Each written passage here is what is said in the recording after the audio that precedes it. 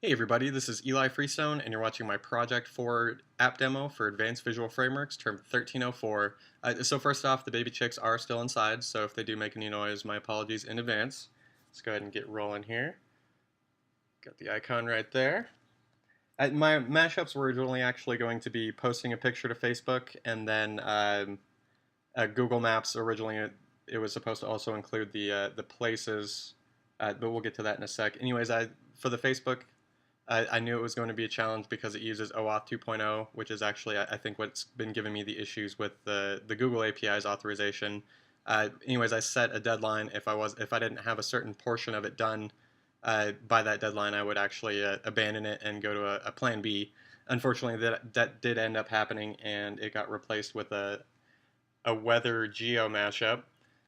Um, but yeah, unfortunately, time is always an issue. That's just kind of life, though, and it's definitely the reality of an accelerated program.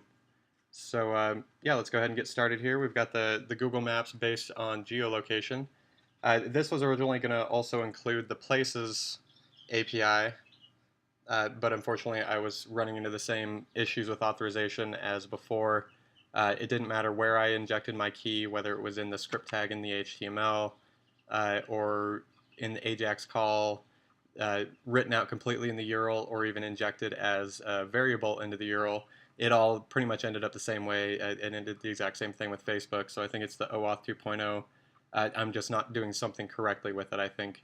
I just unfortunately haven't figured that out. I did actually end up sending an email to the Google API development team to see if they have any ideas of what it might be. Unfortunately, I haven't heard back from them yet. But I did want to show you the map. Originally, I got it to keep the nice rounded corners that all the other elements have.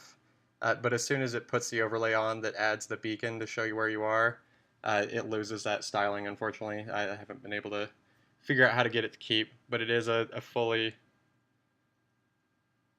active map. You can zoom and all that good stuff. And it's also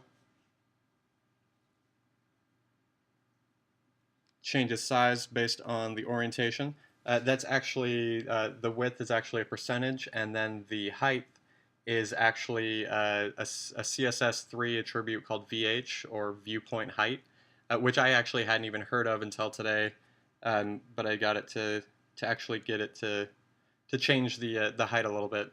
I also tried to do the VW viewport width, but unfortunately it gave me some weird results, and it didn't change it based on orientation for some reason. So I had to go back to percentage on that.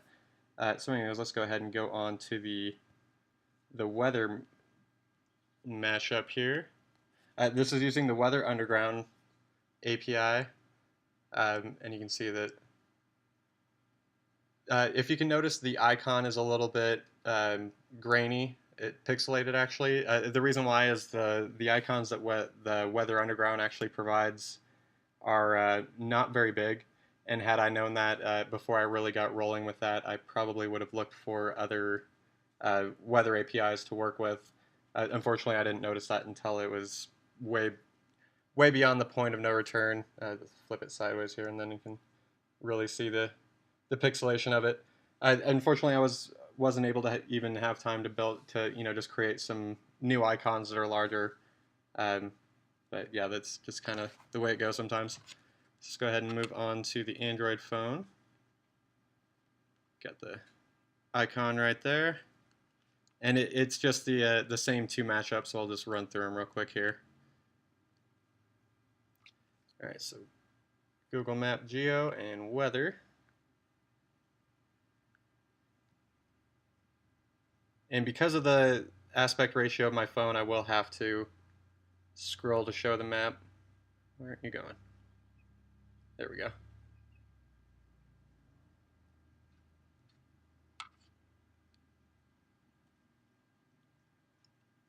And again with the massive washouts. There we go. All right, so weather's next. In the on the phone, I actually have a set pixel height because of the aspect ratio and everything. It actually didn't work the same way with the VH as on the iPad. All right, and here goes weather. And this one is kind of odd because it can't decide if it wants to use the extra accurate geolocation or not. Sometimes it says I'm in Loveland, sometimes it says I'm in Berthoud.